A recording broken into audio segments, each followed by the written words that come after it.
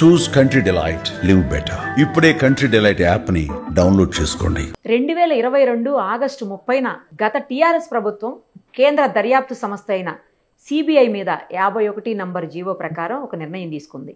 కేంద్ర దర్యాప్తు సంస్థ సిబిఐ ఒకవేళ రాష్ట్రంలోకి ప్రవేశించాలన్నా, ఏ కేసు అయినా దర్యాప్తు చేయాలన్నా ప్రభుత్వ అనుమతి తప్పనిసరి అని ఆ జీవో అర్థం. అయితే లేటెస్ట్గా కాంగ్రెస్ గవర్నమెంట్ ఆ జీవోని, అంటే ఈ ఏదైతే ఆంక్షలు ఉన్నాయో సిబిఐ మీద, దాన్ని ఎత్తివేస్తూ నిర్ణయం తీసుకుంది. దీనికి సంబంధించి మరింత సమాచారం జై భారత్ పార్టీ వ్యవస్థాపక అధ్యక్షులు, అలాగే మాజీ సిబిఐ జేడీ లక్ష్మీనారాయణ గారు కూడా అందుబాటులో ఉన్నారు. ఒకసారి ఆయనతో మాట్లాడదాం. సార్ నమస్తే అండి. నమస్తే సార్, ఇప్పుడు ఈ కొత్త నిర్ణయంతో, అంటే ఏదైతే సిబిఐ ఇప్పటివరకు రాకూడదనే ఇక్కడ కొన్ని షరతులు లేకపోతే నిబంధనలు ఉన్నాయో వాటిని ఎత్తివేస్తూ కొత్త ప్రభుత్వం తీసుకున్న నిర్ణయం వల్ల ఎలాంటి ఉపయోగాలు ఉంటాయి, ఎలాంటి నష్టాలు ఉంటాయి, మొత్తం చెప్పండి సార్. దీనికి ముఖ్యంగా మనం రాజ్యాంగంలో ఏం చేశారంటే, కేంద్రానికి రాష్ట్రానికి మధ్య అనేక సబ్జెక్టులు డిస్ట్రిబ్యూట్ చేసుకున్నారు. వాటినే యూనియన్ లిస్ట్ అంటాం, స్టేట్ లిస్ట్ అంటాం, కంకరెంట్ లిస్ట్ అంటాం. ఇది షెడ్యూల్ 7 లో ఉంటుంది. అంటే ఇన్వెస్టిగేషన్, పోలీస్ అన్నది స్టేట్ లిస్ట్ లో ఉంటుంది. అంటే ఏదైనా ఇన్వెస్టిగేషన్ చేయాలంటే దాని అధికారం కేవలం రాష్ట్ర ప్రభుత్వానికి మాత్రమే ఉంటుంది. సపోజ్ కేంద్ర ప్రభుత్వం సంస్థలు ఏవైనా రాష్ట్రంలో ఇన్వెస్టిగేట్ చేయాలంటే రాష్ట్రాలు ఒప్పుకోవాలి. దాన్ని ఏమంటారంటే జనరల్ కన్సెంట్ అంటారు. కేంద్ర ప్రభుత్వం యొక్క ఆధిపత్యం ఎక్కడ ఉంటుందంటే యూనియన్ టెరిటరీస్ లో ఉంటుంది, కేంద్ర పాలిత ప్రాంతాలు. రాష్ట్రాల్లో కేంద్రం యొక్క ఆధిపత్యం ఉండదు. అందువల్ల ఇన్వెస్టిగేషన్ అన్నది స్టేట్ సబ్జెక్ట్ కాబట్టి కేంద్ర పాలిత ప్రాంతాల్లో సిబిఐకి ఎటువంటి పర్మిషన్ అవసరం లేదు. అదే ఇతర రాష్ట్రాల్లో ఇన్వెస్టిగేషన్ చేయాలంటే రాష్ట్ర ప్రభుత్వాల యొక్క అనుమతి అవసరం. దానికి ఏం చేస్తారంటే జనరల్ కన్సెంట్ అని ఒకటి ఇస్తారు. అంటే మా రాష్ట్రంలో, ఫర్ ఎగ్జాంపుల్ తెలంగాణ రాష్ట్రంలో ఈ కేసుల్లో మీద మీరు ఇన్వెస్టిగేట్ చేసుకోవచ్చు. అంటే ఎవరి మీద? కేంద్ర ప్రభుత్వ ఉద్యోగులు ఎవరైతే ఉంటారో వారి మీద వచ్చే కేసుల్ని మీరు ఇన్వెస్టిగేట్ చేసుకోవచ్చు అని చెప్పేసి కేంద్రానికి అధికారం ఇస్తారు, సిబిఐకి అధికారం ఇస్తారు. For example income tax department లో ఒక కరప్షన్ కేసు వచ్చింది. ఆ కేసు యాక్చువల్ గా ఏంటంటే state government, state ACB investigate చేయాలి. కానీ ఈ జనరల్ కన్సెంట్ వల్ల ఏమవుతుందంటే సిబిఐ ఇక రాష్ట్ర ప్రభుత్వం జనరల్ కన్సెంట్ ఇచ్చేసింది కాబట్టి మళ్ళా వాళ్ళ పర్మిషన్ లేకుండా డైరెక్ట్ గా ఇన్వెస్టిగేషన్ చేసేయచ్చు. ఇప్పుడు ఎప్పుడైతే ఈ జనరల్ కన్సెంట్ తీసేస్తారో అప్పుడు ఏమవుతుందంటే, ఒక ఇన్కమ్ ట్యాక్స్ అధికారి మీద ఏదైనా కేసు వస్తే అప్పుడు ఏమవుతుందంటే సిబిఐ వాళ్ళు రాష్ట్ర ప్రభుత్వానికి ఒక రిక్వెస్ట్ లెటర్ పంపించాలి. ఈ విధంగా మీ రాష్ట్రంలో పనిచేస్తున్న ఒక కేంద్ర ప్రభుత్వ ఉద్యోగి మీద మాకు కంప్లైంట్ వచ్చింది, కానీ మీరు జనరల్ కన్సెంట్ ఇవ్వలేదు కాబట్టి మేము ఆ ఇన్వెస్టిగేషన్ చేయాలన్నాం, కాబట్టి మీరు పర్మిషన్ ఇవ్వండి అని. అప్పుడు రాష్ట్ర ప్రభుత్వం కేసు బై కేసు పర్మిషన్ ఇస్తుంది. అప్పుడు సిబిఐ ఆ కేసులో ఇన్వెస్టిగేట్ చేయొచ్చు. సో ఇప్పుడు మీరు అన్నట్టు 2022వ సంవత్సరంలో అప్పటి ప్రభుత్వం ఏం చేసిందంటే జనరల్ కన్సెంట్ అన్నది తీసేసింది. అంటే తెలంగాణ రాష్ట్రంలో సిబిఐ ఇన్వెస్టిగేట్ చేయాలంటే మా పర్మిషన్ లేకుండా చేయకూడదు అన్నది వాళ్ళు చెప్పింది. సో ఇప్పుడు ఈ ప్రభుత్వం ఏం చేసిందంటే ఆ జనరల్ కన్సెంట్ అన్నది మళ్ళా ఇచ్చింది. అంటే ఇప్పుడు సిబిఐ రాష్ట్ర ప్రభుత్వం యొక్క పర్మిషన్ లేకుండానే కేంద్ర ప్రభుత్వ ఉద్యోగుల మీద వచ్చే కేసులు ఏవైతే ఉంటాయో, కరప్షన్ కేసులు కావచ్చు, మిగతా కేసులు, వాటి మీద ఇన్వెస్టిగేట్ చేయొచ్చు అని చెప్పేసి ఇప్పుడు ఆ పరిస్థితి ప్రస్తుతం. సార్, ఇప్పుడు కాళేశ్వరంకి సంబంధించి సిబిఐ ఎంక్వైరీ కూడా చేసుకోవడానికి అనుమతులు ఇచ్చినట్లే అని అంటున్నారు, అది నిజమేనా సార్? అది కరెక్ట్ కాదు. ఎందుకంటే కాళేశ్వరంలో ఇన్వాల్వ్ అయినది రాష్ట్ర ప్రభుత్వంలో ఉన్నవాళ్ళు, రాష్ట్ర ప్రభుత్వ ఉద్యోగులు. రాష్ట్ర ప్రభుత్వ ఉద్యోగుల మీదకి సిబిఐకి అధికారం ఉండదు. అందువల్ల ఏంటంటే ముందు సిబిఐని ఇటువంటి కేసుల్లో రాష్ట్ర ప్రభుత్వం ముందు నిర్ణయం చేయాలి, మేము ఈ కేసుని సిబిఐ ద్వారా ఇన్వెస్టిగేట్ చేయించాలనుకుంటున్నాము అని. అప్పుడు ఆ నిర్ణయం తీసుకున్న తర్వాత వాళ్ళు డిఎస్పీ యాక్ట్ అని ఉంటుంది, Delhi special police establishment act, అంటే ఇది సిబిఐ యాక్ట్. ఇందులో సెక్షన్ 6 కింద ఒక నోటిఫికేషన్ రాష్ట్ర ప్రభుత్వం ఇష్యూ చేస్తుంది. అంటే ఈ కేసు మేము సిబిఐతో ఇన్వెస్టిగేట్ చేయించాలనుకున్నాము అని. కేవలం రాష్ట్ర ప్రభుత్వం సెక్షన్ 6 నోటిఫికేషన్ ఇచ్చింది కదా అని సిబిఐకి అధికారం రాదు. కేంద్ర ప్రభుత్వం ఒప్పుకోవాలి మళ్ళా దానికి. అంటే ఈ కేసులో సిబిఐ, ఎందుకంటే చాలా చోట్ల పొలిటికల్ కేసెస్ లో సిబిఐకి ఇచ్చేస్తుంటారు రాష్ట్ర ప్రభుత్వం. రాష్ట్ర ప్రభుత్వాలు మనకెందుకులే వారి సిబిఐకి ఇచ్చేద్దాం, మనం వదిలించుకుందాం అని చెప్పేసి ఒక నోటిఫికేషన్ ఇష్యూ చేస్తారు. కానీ రాష్ట్ర ప్రభుత్వం ఇష్యూ చేసిన ప్రతి నోటిఫికేషన్ ని సిబిఐ ఇన్వెస్టిగేషన్ టేకప్ చేయాలని ఎక్కడా లేదు. దీనికి కేంద్ర ప్రభుత్వం సమ్మతించి వాళ్ళు ఏం చేస్తారంటే సెక్షన్ 5 నోటిఫికేషన్ ఇస్తారు. వీళ్ళు సెక్షన్ 6 నోటిఫికేషన్ ఇస్తే దానికి అనుసరంగా సెక్షన్ 5 నోటిఫికేషన్ గనక కేంద్ర ప్రభుత్వం ఇస్తే అప్పుడు సిబిఐ ఇన్వెస్టిగేషన్ టేకప్ చేస్తుంది. ఫర్ ఎగ్జాంపుల్ ఇప్పుడు సుగాలి ప్రీతి కేసు తీసుకున్నాం. అవును సార్, అలాంటి మరి అది క్రైమ్ కదా సార్, అలాంటి వాటిల్లో కూడా క్రైమ్ కూడా, ఎందుకంటే అది రాష్ట్రంలో జరిగిన క్రైమ్. ఓకే ఓకే, అందులో చేసిన వాళ్ళు రాష్ట్రంలో ఉన్నవాళ్ళు. Right sir. జనరల్ కన్సెంట్ వల్ల ఎవరిది వస్తుంది? కేంద్ర ప్రభుత్వ ఉద్యోగులు ఎవరైనా చేసి ఉంటే అప్పుడు సిబిఐ ఎవరి పర్మిషన్ అడగాల్సిన అవసరం లేదు. అది కూడా కరప్షన్ మ్యాటర్స్. సో ఇప్పుడు సుగాలి ప్రీతిలో కూడా సెక్షన్ 6 నోటిఫికేషన్ ఇష్యూ చేసింది ఆంధ్రప్రదేశ్ ప్రభుత్వం. అవును సార్, కరెక్ట్. కానీ కేంద్ర ప్రభుత్వం సెక్షన్ 5 నోటిఫికేషన్ ఇష్యూ చేయలే. దానివల్ల ఆ కేసు సిబిఐ టేకప్ చేయలేదు. సో ఇప్పుడు సెక్షన్ 6 నోటిఫికేషన్ తెలంగాణ ప్రభుత్వం ఇష్యూ చేసినా కూడా కేంద్ర ప్రభుత్వం సెక్షన్ 5 నోటిఫికేషన్ ఇష్యూ చేసేంత వరకు సిబిఐ ఇన్వెస్టిగేషన్ మొదలవ్వదు. ఇందులో అది ఏ కేసు అయినా సరే ఖచ్చితంగా కేంద్ర ప్రభుత్వం కూడా అనుమతిని ఇవ్వాల్సిందే. అనుమతిని ఇవ్వాలి. అంటే కేంద్ర ప్రభుత్వ ఉద్యోగుల మీద చేయడానికి జనరల్ కన్సెంట్ ఇచ్చారు ఇంతకు ముందు నేను చెప్పాను. అది ఓకే సార్, అది ఓకే. కానీ ఇప్పుడు రాష్ట్ర ప్రభుత్వ ఉద్యోగులు రాష్ట్ర ప్రభుత్వంలో పనిచేసిన వాళ్ళ మీద చేయాలంటే సిబిఐకి జ్యూరిస్డిక్షన్ లేదు.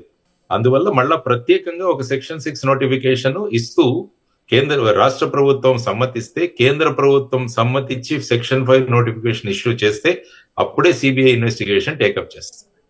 ఇప్పుడు కొన్ని సీరియస్ కేసెస్ లోను లేకపోతే తేలకుండా అలా ఉండిపోయిన కేసెస్ లో కూడా జనరల్ గా ప్రభుత్వమే అడుగుతుంది కదా సార్, మాకు సిబిఐ ఎంక్వైరీ కావాలి, లేదంటే పర్సన్స్ కూడా ఇండివిజువల్ గా కూడా అడగచ్చు కదా. అంటే పర్సన్స్ ఇండివిజువల్ అడిగినప్పుడు ఏమవుతుందంటే వాళ్ళు హైకోర్టుకు వెళతారు. ఫర్ ఎగ్జాంపుల్ ఇప్పుడు వివేకానంద రెడ్డి గారు వైఎస్ వివేకానంద రెడ్డి గారు ఆ కేసులో ఏమైంది, రాష్ట్ర ప్రభుత్వం ఇన్వెస్టిగేషన్ చేస్తాం. అప్పుడు వివేకానంద రెడ్డి గారి అమ్మాయి సునీత గారు, డాక్టర్ సునీత గారు రాష్ట్ర హైకోర్టును అప్రోచ్ అయ్యారు. ఓకే, మాకు ఈ కేసులో రాష్ట్ర పోలీస్ చేస్తే మాకు న్యాయం ఉండదు, కాబట్టి దీన్ని సిబిఐకి అప్పచెప్పండి. ఓకే, అప్పుడు ఏపీ హైకోర్టు ఈ కేసును సిబిఐకి అప్పచెప్పింది. హైకోర్టులు సుప్రీం కోర్టులు ఇస్తే మళ్ళా ఇక కేంద్ర ప్రభుత్వం కన్సెంట్ ఇదేది ఉండదు, ఇక అవసరం లేదు. అవసరం లేదు. హైకోర్టు సుప్రీం కోర్టు ఇస్తే అది ఖచ్చితంగా సిబిఐ టేకప్ చేయాల్సిందే. సో ఇండిపెండెంట్ గా ఎవరైనా ఇండివిజువల్ గా వెళ్ళాలి అంటే అలా త్రూ కోర్టు వెళ్ళాలా సార్? డైరెక్ట్ గా అడగలేరు. డైరెక్ట్ గా అడగలేరు. ఎందుకంటే సపోజ్ ఇండివిజువల్ ఎవరైనా కేంద్ర ప్రభుత్వ ఉద్యోగుల అవినీతిని గురించి సిబిఐకి డైరెక్ట్ గా అప్లై చేస్తే వాళ్ళు తీసుకొస్తారు. ఎందుకంటే వాళ్ళకి జ్యూరిస్డిక్షన్ ఉంది కాబట్టి. రైట్ సార్, అర్థమైంది. సో ఈ పరిస్థితులలో ఇప్పుడు మీరు అన్నట్టు కాళేశ్వరంలో నిన్న అసెంబ్లీలో ఈ కేసును సిబిఐకి అప్పచెప్పాలని చెప్పి అసెంబ్లీ నిర్ణయించింది అన్నారు. Correct sir. సో ఇప్పుడు దీని తర్వాత రాష్ట్ర ప్రభుత్వం వాళ్ళు సెక్షన్ 6 నోటిఫికేషన్ ను ఇష్యూ చేయాలి. రాష్ట్ర ప్రభుత్వం ఎక్కడైనా పోలీస్ స్టేషన్ లో ఒక కేసు రిజిస్టర్ చేసి ఆ కేసును సిబిఐకి అప్పచెపుతుందా, లేకుంటే ఇందులో ఒక ప్రిలిమినరీ ఎంక్వైరీ చేయమని అడుగుతుందా? ఇప్పుడు రాష్ట్ర ప్రభుత్వం సెక్షన్ 6 లో ఏం మెన్షన్ చేస్తుందన్న దాని మీద ఆధారపడి ఉంటుంది. ఓకే ఓకే, అంటే ఇప్పుడు నెక్స్ట్ ఫర్దర్ గా ఏదైనా ఇన్వెస్టిగేషన్ ఇందులో జరిగింది అంటే అది మాకు సంబంధం లేదు, కేంద్ర ప్రభుత్వమే చేయించిందని చెప్పేసి వీళ్ళు తప్పుకునే అవకాశం ఉంటుందా సార్? అంటే జనరల్ గా ఏంటంటే సిబిఐ రాష్ట్ర ప్రభుత్వాలు ఇచ్చే కేసుల్ని జనరల్ గా టేకప్ చేయదు. ఓహో, ఓకే. ఎందుకంటే మీకు ఉదాహరణ చెప్తాను. గతంలో చంద్రబాబు నాయుడు గారి మీద కూడా సెక్షన్ 6 నోటిఫికేషన్ ఇష్యూ చేశారు. ఓకే, అది నేనున్నప్పుడే ఇక్కడ జరిగింది.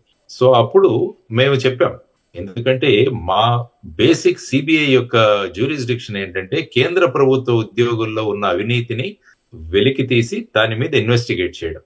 Right sir. దానికే మా దగ్గర ఉన్న మ్యాన్ పవర్ ఇదంతా కూడా దానికి అలాట్ చేశాం. ఇప్పుడు మీరు పొలిటికల్ కేసెస్ అన్ని కూడా మనకెందుకులే పైకి ఇచ్చేద్దామని చెప్పే ధోరణిలో మీరు ఇస్తే మా యొక్క వర్కింగ్ కి అది ఇబ్బంది కలుగు చేస్తుందని సాధారణంగా సిబిఐ ఏం చేస్తుందంటే మా దగ్గర మ్యాన్ పవర్ లేదు అని ఇస్తుంటాం. ఎక్కడైనా చూడండి, రాష్ట్ర ప్రభుత్వం ఇచ్చే కేసులన్నింటిలో కూడా సిబిఐ స్టాండర్డ్ రిప్లై మా దగ్గర మ్యాన్ పవర్ లేదు, తర్వాత ఈ కేసు ఏదైతే ఉందో అది రాష్ట్రంలో ఉన్న పోలీసులు చేయగలరు. ఇది 2 రాష్ట్రాల మధ్య గాని అనేక రాష్ట్రాల్లో గాని తర్వాత మన దేశ బార్డర్లు దాటి జరిగిపోయిన క్రైమ్ కాదు ఇది, ఇక్కడే జరిగింది కాబట్టి మీరు చేయవచ్చు అన్నది సర్వసాధారణ రిప్లై. కానీ అదే కేసులో తర్వాత హైకోర్టు మాకు ప్రిలిమినరీ ఎంక్వైరీ ఇవ్వమని ఆర్డర్ ఇచ్చింది, అప్పుడు రిజిస్టర్ చేసి. కోర్టు చెప్పింది కాబట్టి తప్పలేదు. కోర్టు చెప్పింది కాబట్టి తప్పదు. ఓకే. సో ఆ విధంగా, ఎందుకంటే చాలా రాష్ట్ర ప్రభుత్వాలు వాళ్ళకు వదిలిచ్చేసుకోవడానికి ఈ విధంగా నోటిఫికేషన్లు ఇష్యూ చేస్తుంటారు. సో జనరల్ గా సిబిఐ రిప్లై ఈ విధంగా ఉంటుంది. ఈవెన్ వివేకానంద రెడ్డి గారి మర్డర్ కేసులో కూడా హైకోర్టుకి సిబిఐ ఇదే రిప్లై ఇచ్చింది. ఎందుకంటే ఈ హత్య ఇక్కడ జరిగింది, స్థానికులు చేశారు కాబట్టి ఇది ఏదో రాష్ట్రం బయట లేకుంటే అంతర్జాతీయంగా జరిగింది కాదు, కాబట్టి మా దగ్గర మనుష్యబలం మ్యాన్ పవర్ లేదు, కాబట్టి మీరు చేయండి. కానీ అప్పుడు ఫైనల్ గా హైకోర్టు మిమ్మల్ని మీరు చేయండి అని చెప్పింది కాబట్టి సిబిఐ టేకప్ చేసింది. అందుకనే చాలా మంది మాట్లాడుతుంటారు, ఆ పార్టీ వాళ్ళు వచ్చినప్పుడు ఆ విధంగా అప్పుడు మనుష్య మ్యాన్ పవర్ లేదని చెప్పి సిబిఐ చెప్పింది అని. ఈ రోజు కూడా ఉదయం ఏదో 2-3 ఛానల్స్ లో కూడా యాంకర్ లేదో కామెంట్ చేస్తూ నేను చూశాను. కాబట్టి ఈ క్లారిఫికేషన్ ఇస్తున్నాను. ఎందుకంటే చంద్రబాబు నాయుడు గారి మీద అప్పుడు ఇన్వెస్టిగేషన్ చేయమని రాష్ట్ర ప్రభుత్వం సెక్షన్ 6 నోటిఫికేషన్ ఇస్తే హైరార్కీ నుంచి ఈ విధమైన రిప్లై ఇచ్చి ఆ కేసు టేకప్ చేయలేదు. కానీ మళ్ళా వాళ్ళు హైకోర్టుకు వెళ్లి అక్కడి నుంచి ఆర్డర్ తీసుకొస్తే ఇమ్మీడియట్ గా కేసు రిజిస్టర్ చేసి. సో ఇది ప్రస్తుతం మీరు అన్నట్టు కాళేశ్వరంలో ఈ విధమైన పరిస్థితిలో ఉంది. ఇక case by case CBI central government employees మీద ఉన్న కరప్షన్ కేసుల్లో ప్రతిసారి స్టేట్ గవర్నమెంట్ దగ్గరికి వెళ్లాల్సిన అవసరం లేదు. ఇది కొంత వెసులుబాటే కదా సార్ సిబిఐకి. ఇది వెసులుబాటు. కాబట్టి ఇప్పుడు రైల్వేలో గానీ, లేకుంటే ఇన్కమ్ ట్యాక్స్ డిపార్ట్మెంట్ లో గానీ, కస్టమ్స్ లో గానీ, సెంట్రల్ గవర్నమెంట్ ఎస్టాబ్లిష్మెంట్స్ ఏవైతే ఉన్నాయో వాటిలో ఇన్వెస్టిగేషన్ చేయాలి అంటే ఇక రాష్ట్ర ప్రభుత్వాన్ని అడగాల్సిన అవసరం లేదు. కేసు పై కేసు జనరల్ టైం టేకింగ్, దానివల్ల ఇది ఒక సిబిఐకి ఒక పాజిటివ్ గానే మనం అనుకోవచ్చు. కానీ ఈ కేసులో ఇది వర్తించదు. ఈ జనరల్ కన్సెంట్ ఇచ్చినంత మాత్రం వర్తించదు. పర్టికులర్ గా వీళ్ళు ఇచ్చినా కూడా సెక్షన్ 5 నోటిఫికేషన్ కేంద్ర ప్రభుత్వం ఇష్యూ చేస్తే తప్ప సిబిఐ ఇన్వెస్టిగేషన్ అన్నది ఇందులో ఉండదు అన్నది నా అభిప్రాయం. సార్ ఫైనల్లీ ఒక్కటి చెప్పండి, ఇప్పుడు ఒకవేళ సిబిఐ రావడానికి అనుమతి లేదు, గతంలో 3 ఏళ్ల పాటు లేదు కదా, ఇప్పుడు సరిగ్గా 3 ఏళ్ల తర్వాత ఈ నిర్ణయం వచ్చింది. ఆ 3 ఏళ్ల మధ్యలో ఏదన్నా ఇష్యూలో ఒకవేళ హైకోర్టు కానీ సుప్రీంకోర్టు కానీ ఇన్వాల్వ్ అవ్వండి చెయ్యండి అంటే అప్పుడు వెళ్ళొచ్చా సార్ సిబిఐ? చేయాల్సింది. హైకోర్టు సుప్రీంకోర్టులకి ఇక రాష్ట్ర ప్రభుత్వాలు కేంద్ర ప్రభుత్వాలు అడ్డంకి కాదు. అవి కాన్స్టిట్యూషనల్ కోర్ట్స్, రాజ్యాంగబద్ధమైన న్యాయస్థానాలు అవ్వడం వల్ల వాటికి ఒరిజినల్ జ్యూరిస్డిక్షన్ ఉంటది. అప్పుడు ఏం పరిమితులు అక్కర్లేదు, అప్పుడు ఏమీ పర్మిషన్లు అవసరం లేదు, ఏదీ లేదు. అన్ని రాష్ట్రాలు సిబిఐకి పర్మిషన్ ఇవ్వకున్నా కూడా హైకోర్టు సుప్రీంకోర్టులు ఇస్తే ఆ రాష్ట్ర ప్రభుత్వం పర్మిషన్ అవసరం లేదు, కేంద్ర ప్రభుత్వం కూడా అందులో జోక్యం చేసుకోలేదు. ఆ ఇన్వెస్టిగేషన్ చేయాల్సి. ఇన్ కేస్ ఏదైనా హైకోర్టు ఇస్తే దానికి సుప్రీంకోర్టులో అప్పీల్ చేసుకోవచ్చు కావాలంటే సిబిఐ.